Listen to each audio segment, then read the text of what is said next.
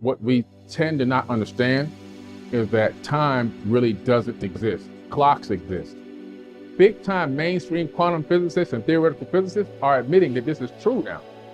We've been given this functional arrow of time, which puts us in one specific direction so that we can organize our thoughts and our days and our years and weeks and what we're going to do and what we're going to meet up with somebody and everything else.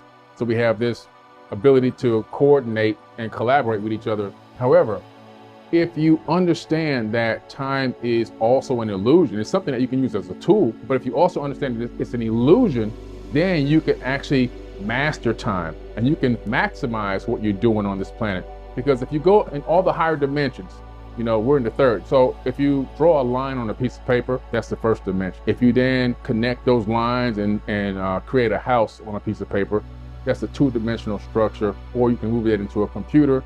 Anything you see in a computer that looks 3D is actually 2D. And because we're in the third, we can see down into 2D, we can see all the way down, obviously, into 1D, and we can manipulate those dimensions from our higher selves. Now, there are beings in fourth, fifth, and sixth dimensions. There's people above us. Because of that, they see us and they recognize the past, present, and future operating all at the same time. Everything's happening at once. There is no separation between the past, present, and the future. The arrow doesn't exist. Because they're higher than us, they can look down into the third and they can see into what we're doing. The fourth dimension is something called a tesseract. If you go into the ancient text, it's Metatron's cube, meta, M-E-T-A, metaverse, right? They got that from Metatron's cube. Now this fourth dimension is really something called a quasi-crystal. And this quasi-crystal in the fourth dimension, it casts a shadow, and the shadow that it casts, it creates the realm that we're living in here. We're living in a shadow of a higher dimension. That shadow creates a third dimension. It actually creates a fractal of it, creates this fractal holographic matrix that we're actually maneuvering in the third dimension right now.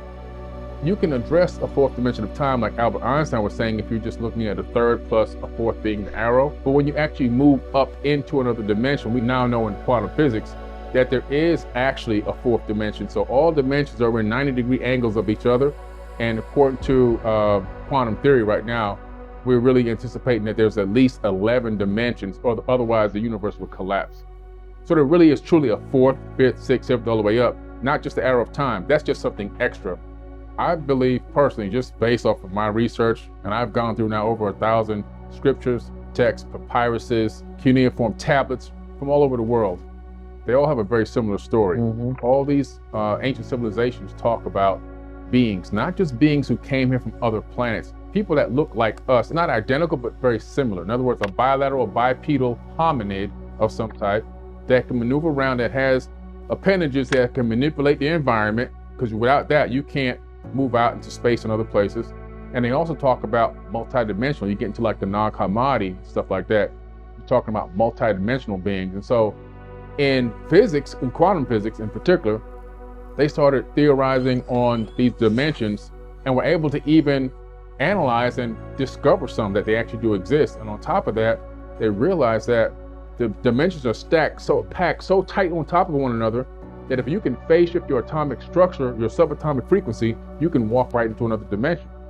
And so they started postulating, what if beings from higher dimensions or some of these apparitions and these paranormal phenomena that we're seeing, are they able to maybe take a glimpse or a peek? Are they phasing through into our universe? And so from higher dimensions. And so they started really theorizing it. It seems to be, and based on my research, that there's people living everywhere. Not just, and I'm not talking about little green men with antenna.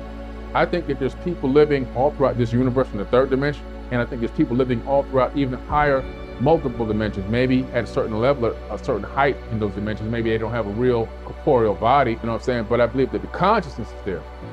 There's a trinary star system that we know of called Sirius, the Sirius star system, A, B, and C. B is a failed star. In other words, it ran out of fuel, turned into a white dwarf. These beings were orbiting on a planet that orbited that star, according to the Dogon, not me.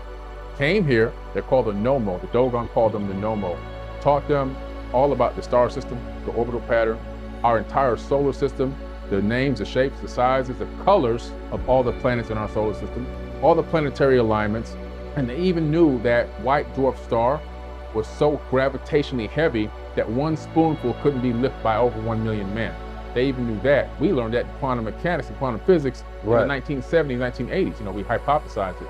And obviously we couldn't even see that star until the 1980s. And Professor James S. Gates, who used to be the science advisor for Obama when he was in office, he's now the professor, I believe, at the University of Maryland in supersymmetry and theoretical physics.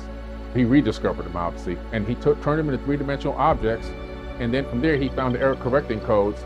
He was analyzing and accessing information about the ether of space-time, and he discovered that the entire ether, in other words, everything this suit that we're operating in throughout the entire universe, is running on a specific code. It's called an Adinkra code. It's called error correcting codes. The same exact kind of codes that run search engines and web browsers. That's what's running the universe. One thing people don't understand is that everything in the third dimension is made of light. And so we are light and light is us. We know that the illusion of this avatar body and this chair I'm sitting on and the table that you're sitting at, what is this? This is slowed down light waves. Mm-hmm. When you slow light down and the consciousness interacts with it, it collapses it to what we call solid matter. So solid matter is actually an illusion. Right. For example, the only thing stopping my hand from going through this chair is the repulsion of the electromagnetic frequencies. I don't actually touch the chair. And so if I can phase shift the atomic frequency of my hand to match the same frequency of the atoms in this chair, I pass my hand right through it because atoms are 99.999% empty space. Because of that, we're a fractal. We have consciousness, which is also light. A fractal is when you take, for example, if you look at a hologram and you go to one part of the hologram, one tiny piece, and look at it, you'll see the entire image in that smallest piece. The only thing you lose is a little bit of resolution.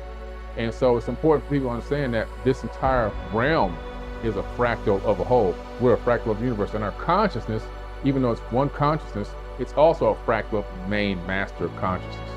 And it's really incredible that every thought that you think in your skull, it leaves your skull as a form of a light wave.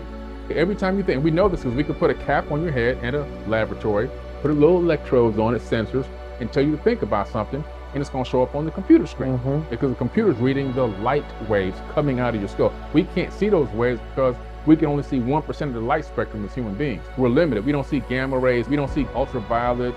We have this power of thought, which you have the ability to even travel through light, leaving your mind and traveling light. You can actually connect to other realms, other dimensions through conscious thought. Quantum entangling your light waves with other light waves that exist in the universe, not only in the third dimension, but even multiple dimensions. Your mind can entangle with somebody on the other side of the universe. A lot of the times, you can say, oh, I came up with this great idea, but you really did. You just downloaded that idea because you entangled with the information. Big time mainstream quantum physicists and theoretical physicists are admitting that this is true now. It's not woo-woo science no more. This is like you getting taught in university. When I was at MIT studying applied neuroscience, one of the things we learned about was this exact thing. The fact that not only can you walk in a room like you were saying earlier and you can sense the vibe and you can actually transmit negative or positive energy to somebody. Somebody's at a low frequency and you walk in positive and high frequency enough, your light being can actually raise their energy level. Right. And if you're not high enough and they're low, they can actually drop your energy level. Right. Depends on how strong you are consciously. And then also we talked about the fact that we can entangle with information throughout the entire multiverse.